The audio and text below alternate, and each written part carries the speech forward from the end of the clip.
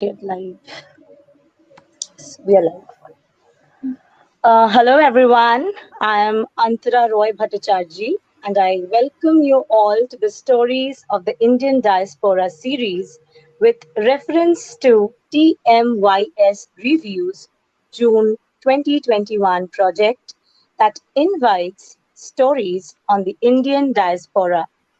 This is to investigate the ambition based movement under our annual theme of migration, resettlement, and displacement. We are honored to present Dr. Jagbir Jhutti-Johal. She has been a lecturer at the University of Birmingham since 2002. Her teaching and research focuses on Sikh theology, interfaith dialogue, gender inequality, Sikh identity in the diasporic community, racialization and mistaken identity, and other contested issues that confront the Sikh community nationally and globally. Her work in the Edward Cadbury Center for the Public Understanding of Religion looks at public policy, social and political engagement issues as they affect and are affected by the British Sikh community. She is also a presenter on the Thought for the Day segment on BBC Radio 4's Today program and a board member and trustee on a number of organizations. She is very much involved in voluntary work within the community, especially around representation, gender and children issues. She was awarded an OBE for services to higher education, faith, communities, and the voluntary sector 2019. We welcome you, ma'am. Thank you for joining us. Thank you for having me. And we also have Rushati Dasgupta joining us today. Rushati is a research scholar in English literature. She is pursuing her PhD from Jain deemed to be University, Bengaluru. Her doctoral thesis focuses on the literary representations of select diasporic communities. She hails from Jalpaiguri, West Bengal. She has won numerous accolades for her academic excellence and extracurricular activities. Her publications range from research articles to poetry and short stories, both in print and electronic media. Formerly, she was a copy editor at Thomson Reuters and has been a facilitator of an online certificate course on creative writing conducted by a Bhaskar School of Acting, Kerala. Rushati is a trained Bharatnatyam dancer and she likes to doodle in her leisure time. We welcome you, Rushati. Thank you for joining us today. Thank you, Antara, for the wonderful introduction. Good morning, Jagbir ma'am, and good afternoon, Antara. I will proceed to the first question. Yes, exactly. Yeah. So, born and brought up away from India, do you identify yourself as a British national? Or more specifically, do you feel uncomfortable when you are called a diaspora, given that you have connected with the UK since birth and have responded to the country in body and mind far more than you did in India? Right, so yes, I do identify myself as a British national. It's an interesting question because that identity varies from within which a context or environment I'm having that conversation in, I suppose. So I'm a British Indian Sikh, or I would kind of define myself as a British Punjabi Sikh. Within the UK context, I feel that I am accepted for myself and for my in terms of my career and my position within society as a whole. But we do, I suppose, encounter issues of racism, which then kind of leaves you thinking about what your position is in the country that you were born. But just to kind of flip that over, I do also identify myself as being an Indian or a Punjabi, because that's where my parents are from and my family are from, and I still have family there. But what was brought home to me is that if I don't feel at home sometimes, even in the UK, due to the racism, etc., when I went to India to do some research, one of the things that I was told quite clearly by some of the respondents was that I wasn't Indian or Punjabi because I wasn't born there, even though I identified with that. So it's a difficult question to answer, because there are different answers that you can give to it, responses. But I think for me, being born within Britain, within the UK, I do identify myself as British, more so than with the Indian nationality. But I also identify with that Punjabi and that Sikh identity. That is my birthright. Okay, ma'am. Thank you for the insight. Antaradi, over to you. Yes, ma'am. So my question to you is, like you have been awarded an OBE for services to higher education, faith communities, and the voluntary sector. So, did you ever expect that your work would be given that level of recognition and appreciation? No. And that's a straightforward answer.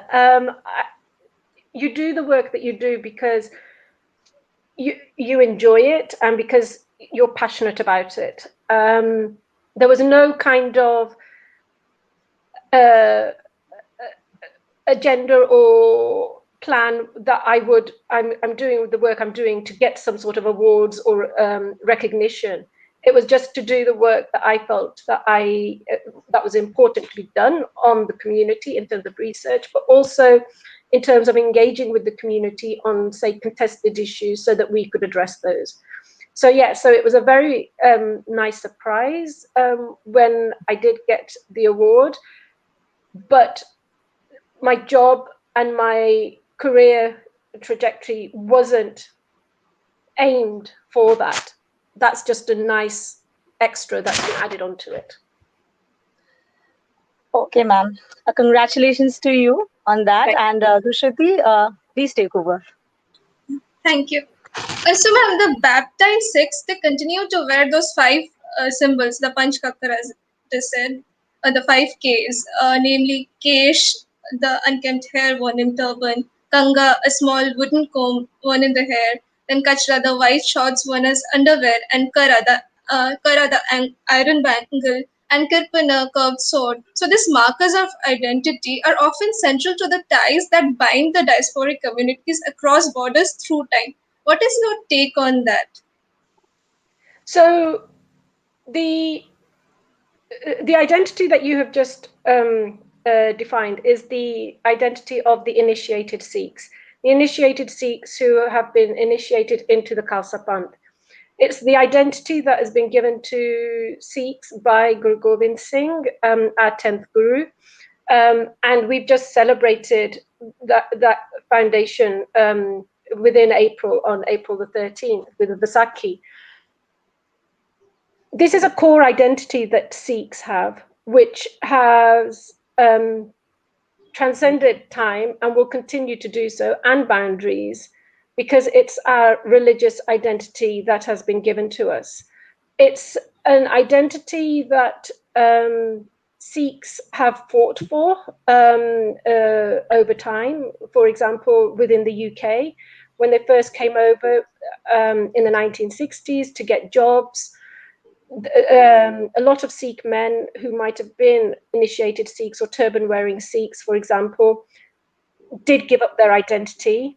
But once we've kind of established ourselves and gained recognition through the law for our articles of faith, there has been a resurgence of Sikhs taking on the Khalsa identity within the diaspora, and I think it is very strong in the diaspora.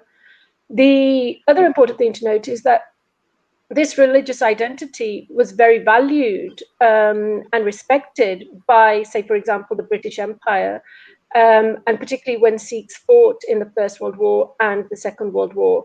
because it provided Sikhs with a code of conduct and identity which the British respected. So it's an identity that will remain because it is so core to the Sikh teachings and religious identity. And I think over time, has Sikhs become established within their respective countries, whether it's the US, Canada, UK, or Australia, and even now in India, the turn to becoming initiated or visibly Sikh in terms of identity markers is growing. And I think it's something that kind of creates that bond with our Sikh tradition and with our Sikh religion, but also it creates that community for us. Okay. Thank you, ma'am. Thank you for that wonderful articulation. Over to you, Antara. Okay, ma'am, my next question to you. Being a second generation diaspora, you chose to work on Sikh community. Why did you make such a choice? Oh, that's an interesting one. I suppose growing up in the UK and growing up in a Punjabi Sikh family, going to weddings, going to gurdwaras, studying Sikhism at schools, say, for example, at junior level and secondary level, I was always interested in trying to understand what things meant. So why did Sikhs go around the Guru Granth Sahib 4 times for their wedding, the Lama? What did the ceremonies mean, for example? What was the religious identity? What is the Khalsa? Those were all questions that I had growing up. And that piped an interest within me to try and understand and explore what things meant within the community. And when I used to ask my own family members, or say, for example, religious people, sometimes they would, the answer would be, that's the way that it's always been done. There wasn't that in-depth kind of answer which kind of said, well, this is the origins, this is the way it's been done, this is why we're doing it, etc. So I suppose it was that kind of wanting to learn and unpack why things were done in a particular way that made me interested in studying the Sikh community. I think I was a bit rare at that time because most Sikh and Indian young people were going into the academic careers of, say, medicine, law, business, accountancy, while I turned around and said I want to do history and anthropology. And for the 1980s, that was a bit rare because parents wanted children to do a subject which was going to get them what they defined as a job for life, a guaranteed job. But I think I was lucky that my parents were supportive, that I was inquisitive, and that I wanted to understand what things meant, why they were done in a particular way, and explore that. So one of the things that I was kind of focusing in my undergraduate degree was looking at arranged marriages, looking at the marriage ceremony within the Sikh community and why things happened in a particular way, what did the Lama mean, and trying to understand the significance of that ceremony. So to cut the answer short, it was an interest really in trying to understand where I was from. But if I'm involved in certain rituals, ceremonies, traditions, I wanted to understand them. And that led me to kind of explore those. But then I was also interested in what was happening within the community, in the diaspora particularly, and how do we address those issues so that we ensure that the Sikh identity is protected, but also to ensure that as a community in the UK, we are understood and our values are understood, but then also for our community, for the community itself, to understand how it needs to change and adapt in a new environment. Okay. Thank you, ma'am.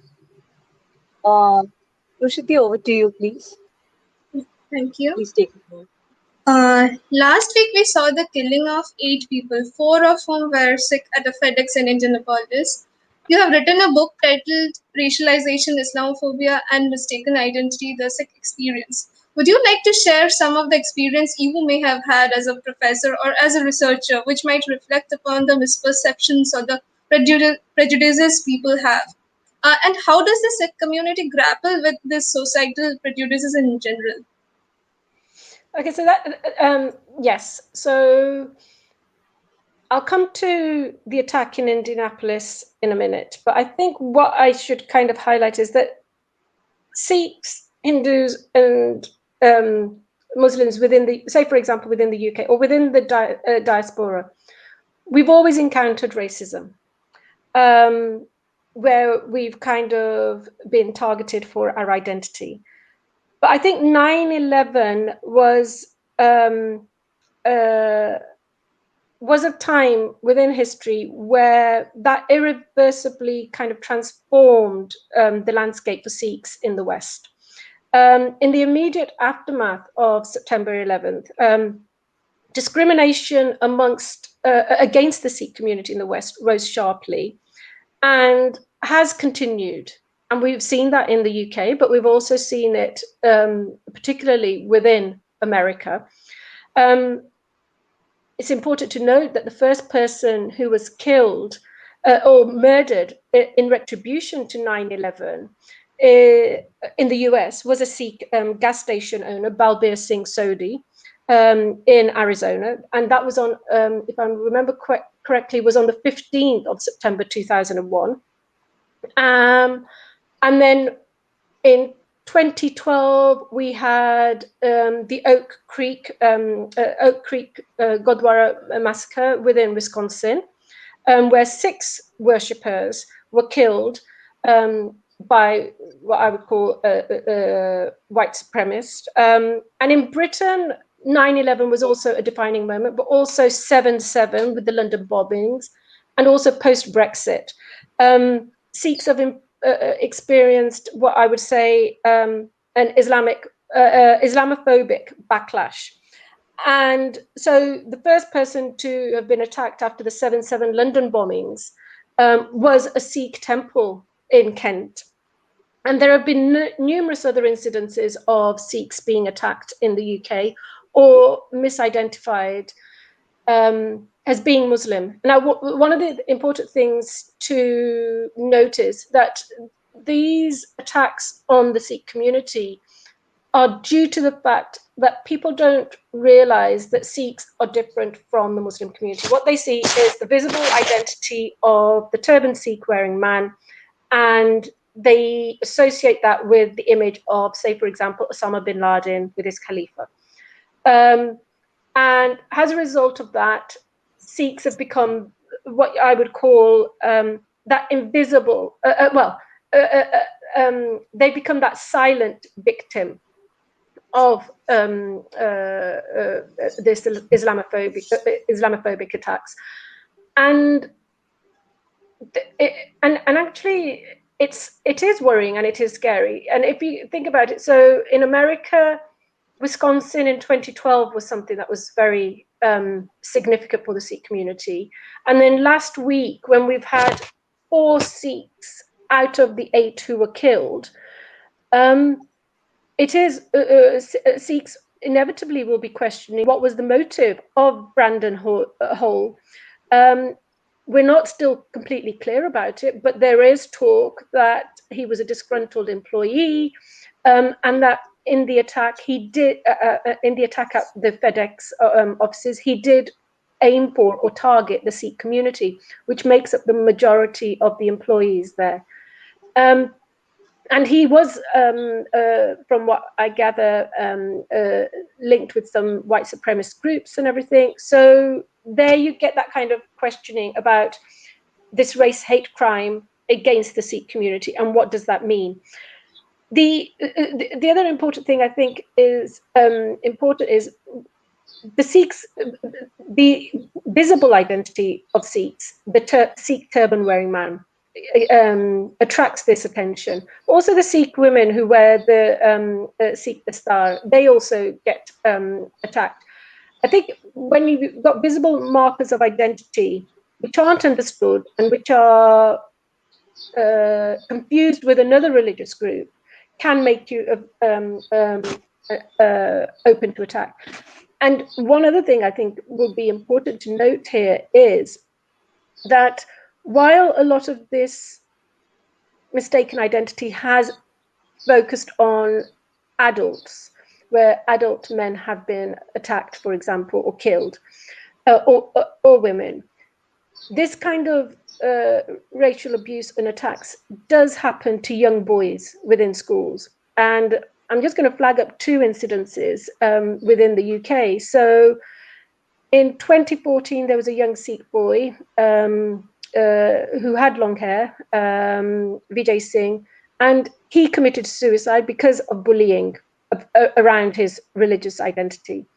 And in February 2020, just before the pandemic struck, there was a video that went viral on social media where a Sikh schoolboy was attacked by his schoolmates, where his hair was kind of disrespected and everything. So I think, and that was investigated by the police as being a hate crime against the young boy. And I think it's something that we've been experiencing since we moved into the diaspora through that racism, but it's become something different after 9/11 because we've become targeted because we're mistaken as being Muslim, for example. But also the other thing I think it's important to notice that a lot of this is to do with the fact that people are religiously illiterate about who Sikhs are and what the Sikh identity is. And we might want to explore that. Thank you, ma'am, for enlightening us on this issue. Over to you, Antara. Ma'am, my next question to you is, a lot of your work is revolving around giving back to society, and you are a board member and trustee on a number of organizations, and you are very much involved in voluntary work, especially around representation, gender, and children issues. So, how important would you say giving back is, and why? Okay. I'm going to just go back to Rushati's question, because then I'm going to lead into your question, Antara. So Okay. one of the things I think is important to note with religious identity and religious illiteracy is that as a community, we are misunderstood. But within that, but as a result of that, we have a responsibility to ensure that we make people aware of who we are. And I'm just going to key profile things about where Sikhs have been misidentified or misunderstood. I'll just give you two prominent examples, a couple of prominent examples. So I've mentioned how Sikhs have been misidentified due to the turban because people don't understand what that article of faith is. But we've also had the examples within Canada. I think there was a young Sikh boy, Jagbir Jhutti-Johal, and I think this was in 2015 when the Paris attacks took place. And somebody took his image and placed a kind of an image of suicide vest on him, and kind of posted it out that he was part of that kind of group of people who causes those attacks. First of all, the person who manipulated that image had no idea who Sikhs were. Two, they didn't realize what kind of danger they were putting that young Sikh boy into. And I suppose, so that was something that kind of is important to address. In terms of key policy things, I think one of the things is in April 2015, the American Republican presidential candidate at that time was Mitt Romney. And while he was paying tribute to the Sikhs who were killed in the Wisconsin Gurdwara massacre in 2012, he confused Sikh with Sheikh, right? Then if we kind of then moved up forward to 2017 in September, there's a Canadian politician, a Sikh politician for the NDP called Jagmeet Singh, and he was heckled by an angry white Canadian woman because she was asking him all the questions about Sharia. When is Sharia going to end, for example? And the other one I think I'll kind of flag up is that in, I'm just trying to think. It was one of our British civil servants, Sir Simon MacDonald, yes, in 2018. And he referred to Harmandir Sahib, the Golden Temple, as the Golden Mosque. Now, these are key people in key positions who misidentify Sikhs or demonstrate the lack of religious literacy. And for me, as a person in academia, but also as a person of faith and as a member of the community, I feel that it's important to ensure that we correct that narrative.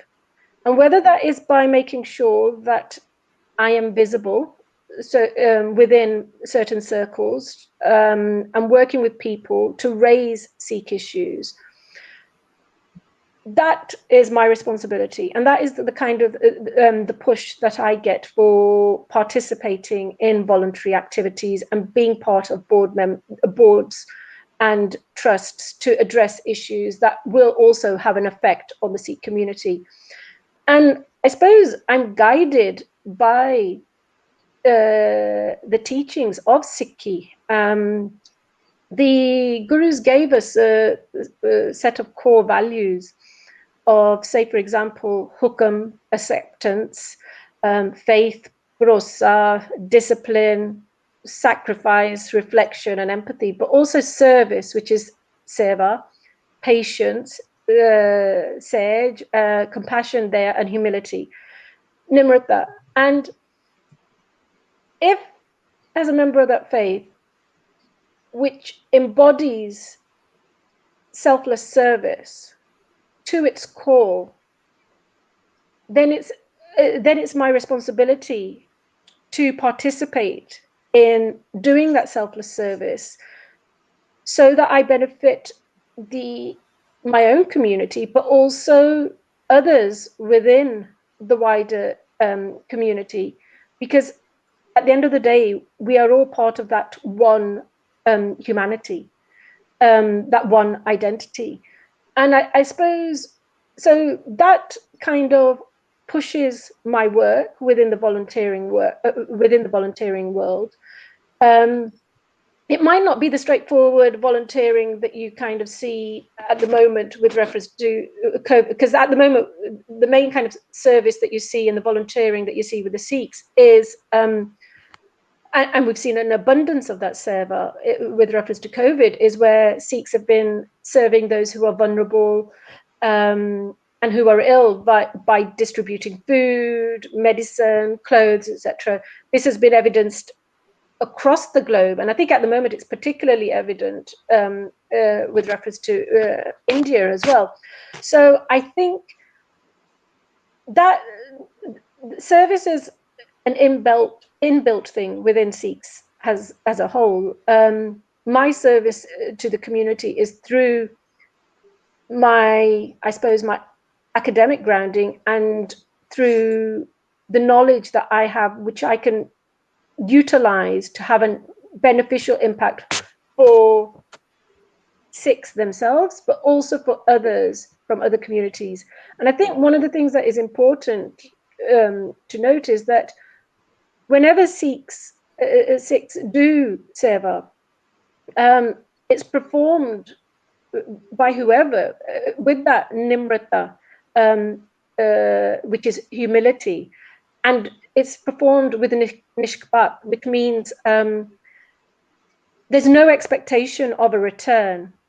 And they do it in what we also define as Chardi Kala, in that positive frame of mind.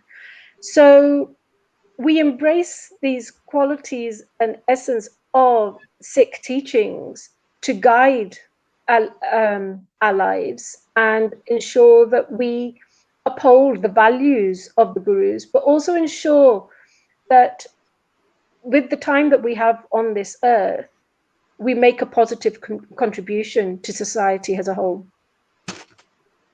That was indeed very inspiring, ma'am. Thank you.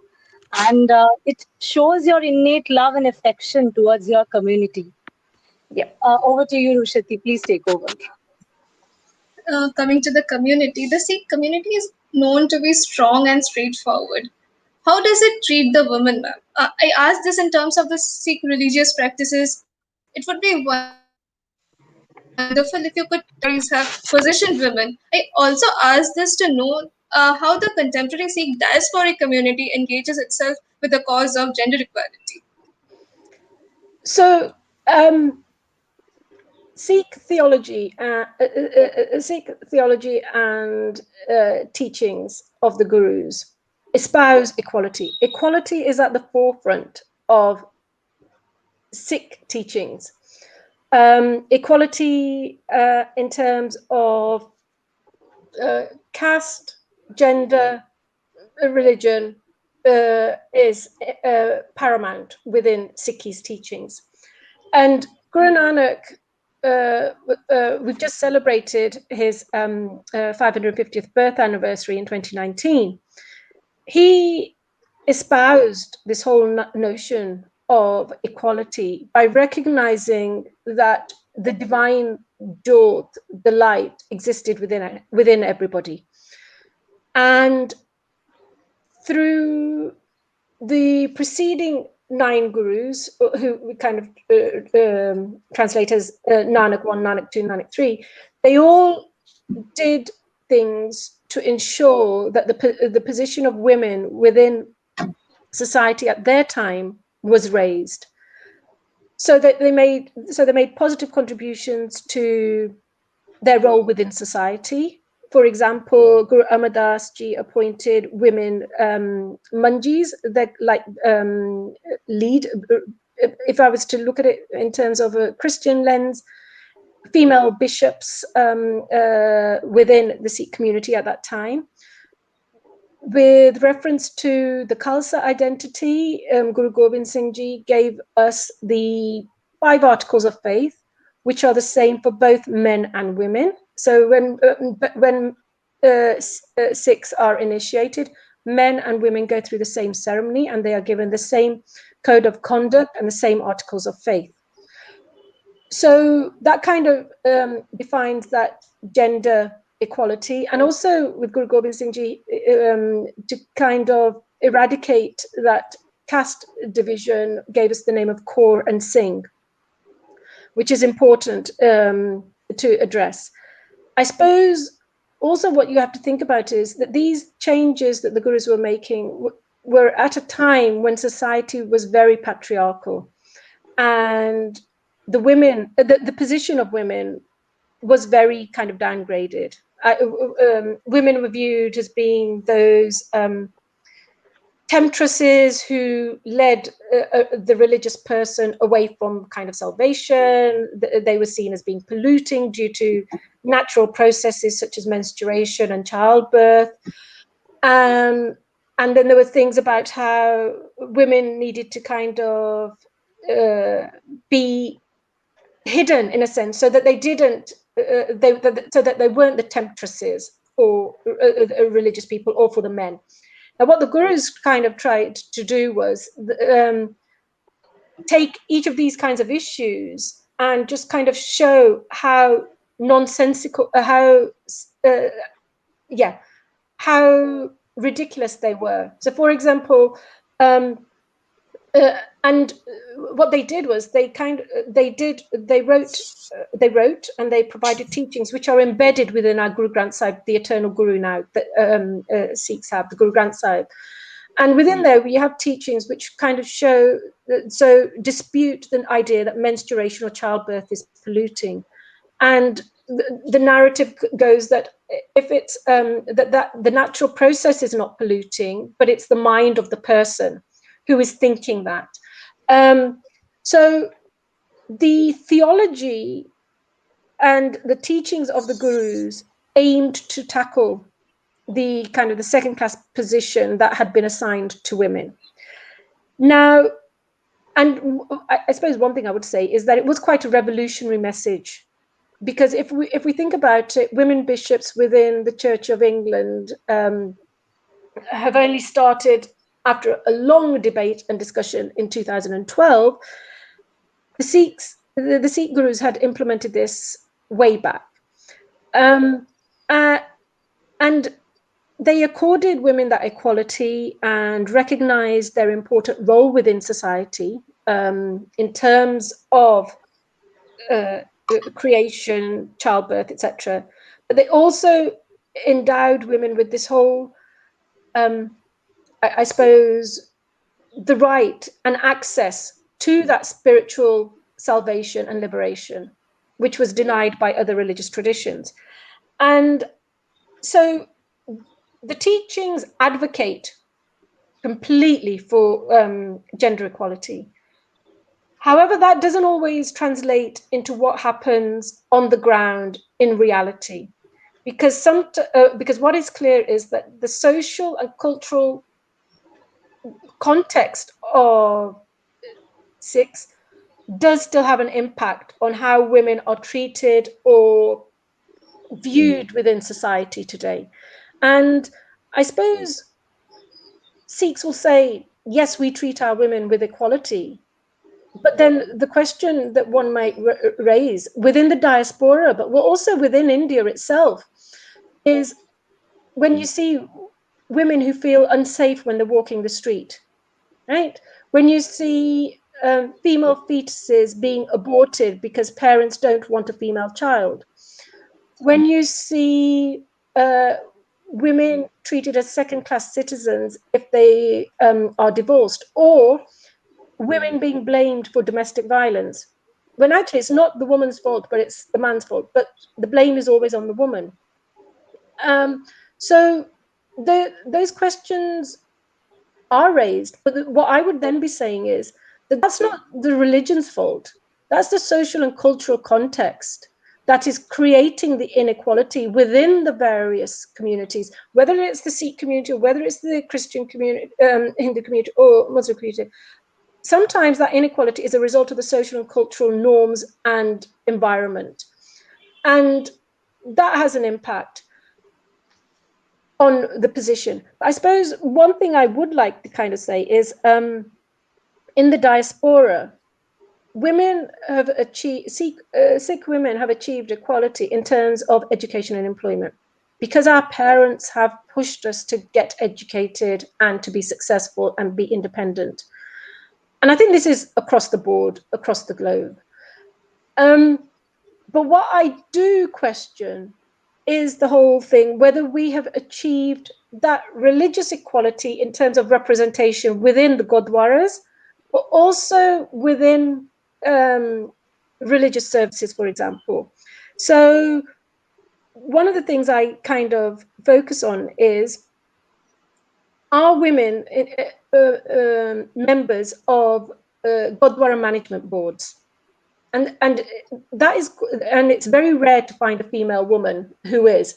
The one within the UK, what we have seen is in the 1980s there was one Gurdwara in Birmingham, Bibi Nanki, where the male trustee board was falling into disrepute, and the women took over, right, to set everything straight. But once they'd sorted everything out, they then kind of retreated back into the background. We've had a female president of the Sikh Gurdwara in the UK, Bibi Kulwant Kaur in Leeds. So these are small step changes that are taking place. And actually, one of the amazing things is there's a young lady called Mandeep Kaur, and she's the first ever Amritdhari Sikh chaplain to the British Armed Forces. So women are taking positions within the religious domain, but it's a slow process. And one of the questions you can kind of might want to unpack, and which is what I unpack, is looking at the intergenerational change in this role and position within the wider, within the religious context. Because in the past, a feminist might say, well, women are just confined to the kitchen within the Gurdwara, so they are treated unequally within the Sikh community. Actually, through some of my own research, the elderly women who do just participate in the langar hall or within the kitchen, for example, within the Gurdwara, say that that's the place that they feel most comfortable in and where they feel that they want to be contributing. While younger Sikhs, like say for myself, will be saying, well, actually, we want to be part of the management board and we are making stands to achieve that. And that is a slow process, and hopefully it will continue to change within the diaspora.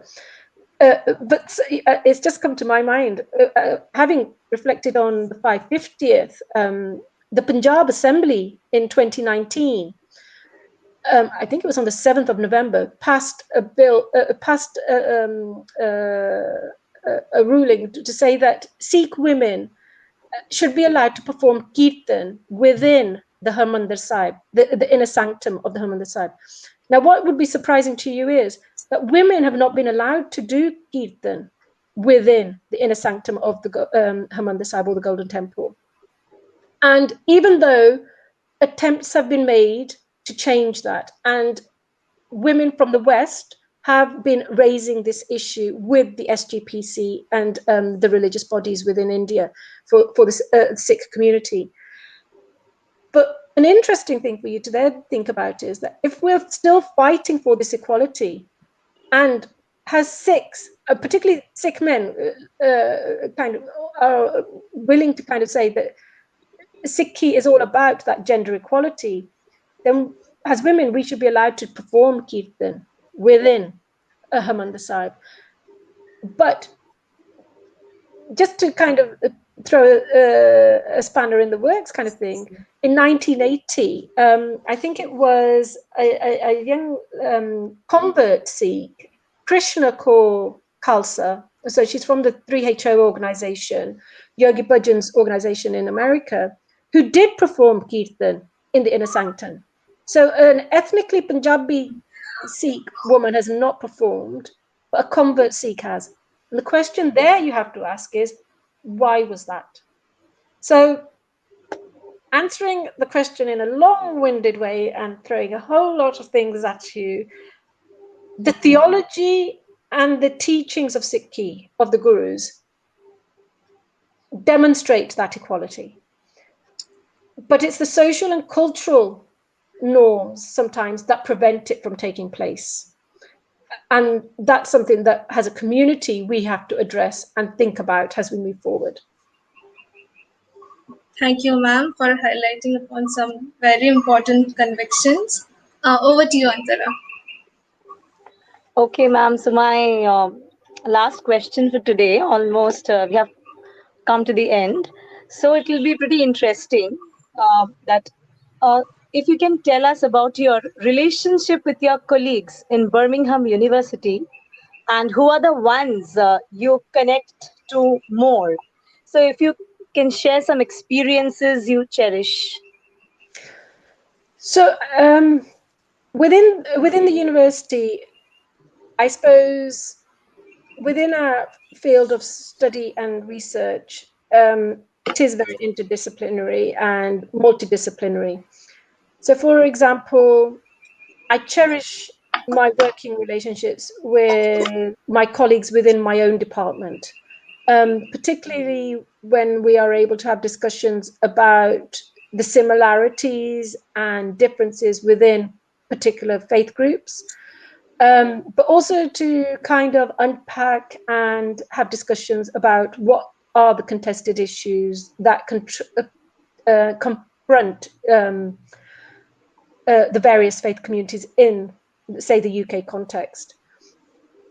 The multidisciplinary aspect, I suppose, is with reference to some of the contested issues that I might be focusing on with reference to Sikh identity, but also Sikh welfare, for example, in terms of mental health.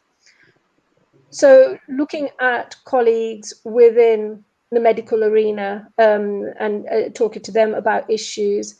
But that was also highlighted with reference to COVID-19, engaging with colleagues about the impact on the community in terms of why was there a high rate of Sikhs, but also BAME members, Black, Asian, minority ethnic groups were disproportionately affected by COVID. And then also working with colleagues in law, particularly on issues around domestic violence, but also child protection. But one of the important things I would kind of like to highlight is that it's not just within my own university that you develop those multidisciplinary links or interdisciplinary links. You also work with colleagues from outside. So I work with a lot of colleagues from other universities who are interested in how certain issues affect people of particular communities. And I suppose that is I think one of my most memorable relationships, which is still ongoing, is with an academic from Oxford who got me into research on child protection issues. And she was invaluable. I just completed my DPhil at that time, and the support, the guidance, but also the kind of opportunities and encouragement that was forthcoming from her in terms of my recognizing my inquisitiveness about how did this impact the Sikh community, but also what were the issues that would give rise to, made me think a lot more about what are the contested issues that I really want to kind of concentrate on. Hence the work on child protection, hence the work on mistaken identity, and hence the work on looking at the position of women within society. But one of the important things I think now, more recently, is working with colleagues across the globe, but also within my own university and others, is looking at other contested issues or issues that cut across religious boundaries and how we address them. So, for example, the whole thing about climate change. How do we as academics, from our different areas of interest, address that issue so that we provide the resources for our own community to tackle climate change, but also how, for example, religious teachings can be utilized by those within environmental sciences, etc., to kind of advocate for the changes that are needed within society, so that we work collaboratively and together to combat climate change. Fine, thank you, ma'am. And another quest in this regard, I would just conclude with this question that, ma'am, you were mentioning about COVID-19 previously. Now, following COVID-19 mandates, so we know that a lot of teaching had already shifted to online mode. So, during that period, which part of the campus life did you miss the most?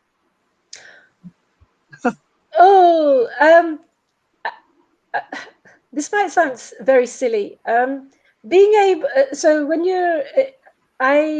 miss being in my office and then going to the photocopier to photocopy something.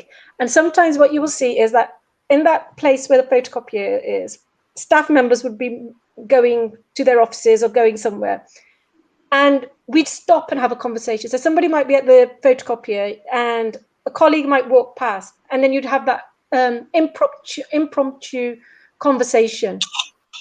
And I miss having those conversations where they'll just say, "How are you? What are you doing?" Kind of thing. And I suppose it's that it sounds. I miss the library. I miss the hustle and bustle of students being on campus. But the most, and it seems, yeah, it seems silly, but that little area where we have our photocopier, where so much conversation took place without kind of any predetermination or anything. It was just spontaneous. Somebody walking past and you'll just have that kind of what you're doing, etc., and everything. And you'd have that conversation with your colleague. I don't have that at home, and that is one thing I do miss. I miss the students, and I miss just being on campus. But that is one thing I really do miss. Okay, ma'am. On that note, let's wish and let's hope that we all come out of this situation very soon. When we are all freed of this pandemic. Yes. Thank you ma'am, so we much. have a question. Ma'am, we have a question from the viewers. The question is, what is your message towards the young generation? So my message to the young generation is to do what you are passionate about, to kind of in terms of academic studies, don't always think I've got to do a degree or something because I need to ensure my career for the future and everything. Do what you are passionate about, but also do and in general, outside of the academic remit, make sure that you engage with society, right? You call out, as young people, you're in a powerful role. You have a voice, particularly to call out injustices and give a voice to those who are marginalized and oppressed. And if you have that privilege, it's your responsibility to do that. So that is that's the key thing. I think as we move post-COVID and as we try and build back better, as young people, you have to be the voice for the young people, because you know what the young people have experienced as a result of COVID-19, i.e. the impact that has had on education, the impact that has on mental health, but also on gender equality and inequality. But then you also need to be that voice for that older generation, or for those who are marginalized within society. So be that advocate for the generation of grandparents who haven't had that equal access, say, to, how do I say it? So within the diasporic context, and I'm thinking of the UK, a lot of the older generation have suffered from loneliness, right? Because they're isolating, they're protecting themselves, and because there has been a breakdown in extended family living. You have to be a voice to kind of make sure that their well-being is looked at. But you also have to be a voice for those who are marginalized economically, also those who are facing religious persecution. That's my most important thing. You have, as young people, you have that educational knowledge, you have that public platform, i.e. social media, Facebook, Twitter, etc. And has a member of that one humanity, you have that responsibility to yourself, but also to others, to call out the social injustices so that we create a fair and just society where everyone is equal and everyone has an opportunity.